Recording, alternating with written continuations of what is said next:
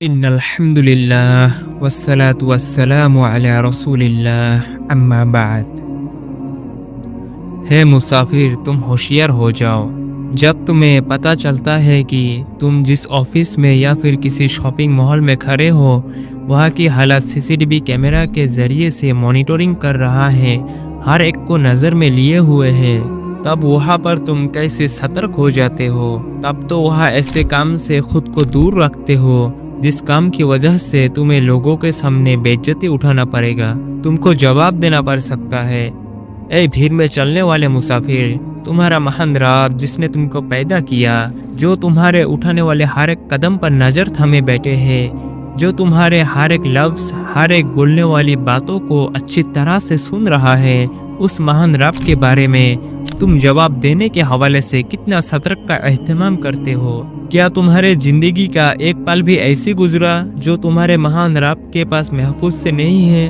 اور تمہاری زندگی کی کیا ایک پل بھی ایسی گزرے گی جو تمہارے مہان رب کے پاس محفوظ سے نہیں رہیں گا؟ جان رکھو، تم جو بات کر رہے ہو یا پھر کوئی غلط لفظ ہی بول رہے ہو وہ اچھی طرح سے محفوظ ہو رہا ہے۔ ما یطیف من قول الا لدیہ رقیب عتید، کوئی بات اس کی زبان پر نہیں آتی مگر ایک نگہبان اس کے پاس تیار رہتا ہے۔ انسان جو کچھ بھی کہتا ہے اس کو محفوظ رکھنے کے لیے سخت نگہبان اس کے پاس ہی ہے۔ آج تم جس زبان سے بات کر رہے ہو کل قیامت کے دن اس زبان کو بند کر دیا جائے گا۔ آج تم جس ہاتھوں سے سو رہے ہو، جس ہاتھوں کو من مرضی سے استعمال کر رہے ہو، کل اسی ہاتھ تمہارے خلاف بات کرے گا۔ جس پاؤں سے آج تم زمین پر آوارہ گردی کر کے پھر رہے ہو، کل اسی پاؤں تمہارے خلاف گواہی دے گا۔ تم کو وجود دینے والا تمہارا رب قرآن پاک میں فرماتا ہے، الیوم نختم علی افواہہم وتکلمنا ایدیہم وتشہد ارجلہم بما کانوا یکسبون، آج ہم ان کے منہ پر مہر لگا دیں گے اور ان کے ہاتھ ہم سے کلام کریں گے اور ان کے پاؤں گواہی دیں گے جو وہ کرتے رہے۔ ہے دنیا کے مسافر، میں آپ کو ہوشیار کر رہا ہوں، تم اپنے عمل سے غافل بن کر مت رہو۔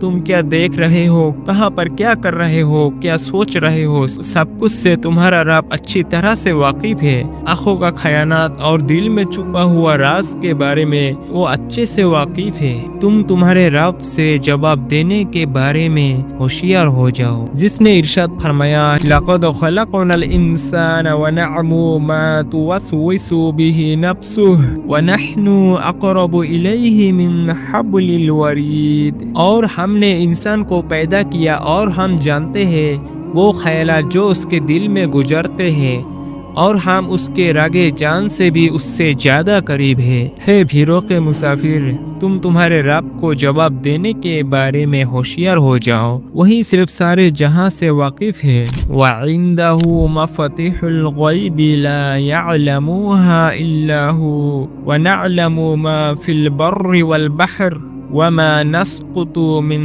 رَفَةٍ إِلَّا يَعْلَمُهَا وَلَا حَبَّةٍ فِي ظُلُمَةِ الْأَرْضِ وَلَا رَطْبٍ وَلَا يَابِسٍ إِلَّا فِي كِتَابٍ مُبِينٍ، اور تمام پوشیدہ چیزوں کے خزانے تو اللہ ہی کے پاس ہے، ان کو اس کے سوا کوئی دوسرا نہیں جانتا، اور وہی خشکی اور تری کی تمام پوشیدہ چیزیں بھی جانتا ہے، اور کوئی پتا نہیں گرتا جو وہ نہ جانتا ہو، اور کوئی دانہ زمین کے تاریک حصے میں نہیں ہرا ہوتا، اور نہ کوئی ترک اور خشک چیز گرتی ہے مگر یہ ساری چیزیں کتاب میں لکھی ہے۔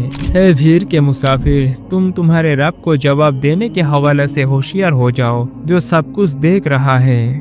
لا تدرکہ الابصار وہو یدرک الابصار وہو اللطیف الخبیر، کوئی آنکھیں اس کا احاطہ نہیں کر سکتے اور وہ سب آنکھوں کا احاطہ کر سکتا ہے۔ وآخر الدعوانا ان الحمد للہ رب العالمین۔